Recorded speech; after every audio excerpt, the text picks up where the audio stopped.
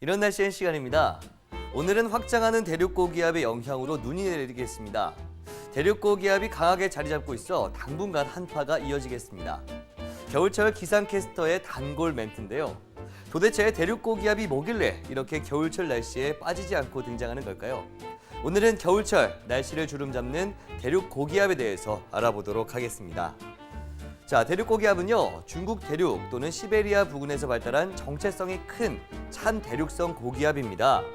11월 말에서 3월 초까지 평균 해면 기압이 1030헥토파스칼 이상으로 우리나라에 차가운 북서풍을 불게 해 겨울철 날씨를 지배하는데요. 보통 발원지의 명칭을 따서 시베리아 고기압이라고 부르고 있습니다. 겨울에 시베리아 내륙 지방에서는 적은 일사량과 복사 냉각에 의해 지표가 뚜렷하게 차가워지는데요.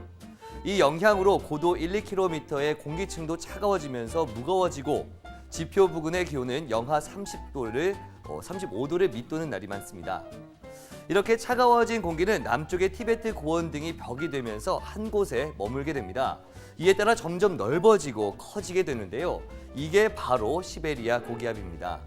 그럼 이런 시베리아 고기압이 우리나라에 어떤 영향을 주는지도 알아보도록 하겠습니다. 먼저 대륙고기압이 확장하는 상태에서는 우리나라에 차고 매서운 북서풍이 강하게 불게 됩니다. 서해상의 파고가 높아져 풍랑특보가 발효되기도 하고 또 서해상을 지나며 생기는 온도차에 의해서 눈이 내립니다. 또 서해안 지역에는 대설이 발생하기도 하는데요. 눈이 그치고 나면 기온이 뚝 떨어지면서 강추위가 찾아오게 됩니다. 자, 두 번째로요. 우리나라 상공에 대륙고기압이 자리 잡고 있을 경우인데요. 이때는 전형적인 겨울의 날씨가 나타나게 됩니다. 하늘은 맑지만 춥고 건조한 날이 이어지게 되죠. 밤에는 복사 냉각이 강해서 기온이 크게 떨어지고요. 대륙고기압의 영향이 강하게 지속되면서 한파가 발생하게 됩니다. 참고로 알려드리자면 이때는 대기 상태가 좋아서 겨울 하늘에 쏟아질 듯 별이 반짝이는 것을 볼 수가 있다고 합니다. 자, 마지막 살펴보겠습니다. 대륙고기압의 중심이 중국의 화중 지방인 경우인데요. 이 경우를 변질된 대륙고기압이라고 표현을 하기도 합니다. 대기는 지표와 끊임없이 상호작용하면서 이동하기 때문에 발원지에서 떠나 이동해 오면서 그 성질이 변하게 되는데요.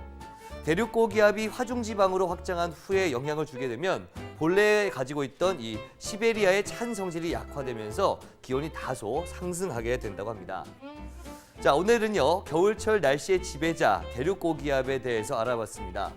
새해가 시작되고 이제 1월, 이맘때쯤이 대륙고기압의 세력이 가장 왕성해질 시간입니다. 1년 중 가장 추운 달인 만큼 추위 대비에 더욱더 신경을 쓰셔야겠습니다. 지금까지 이런 날씨인이었습니다.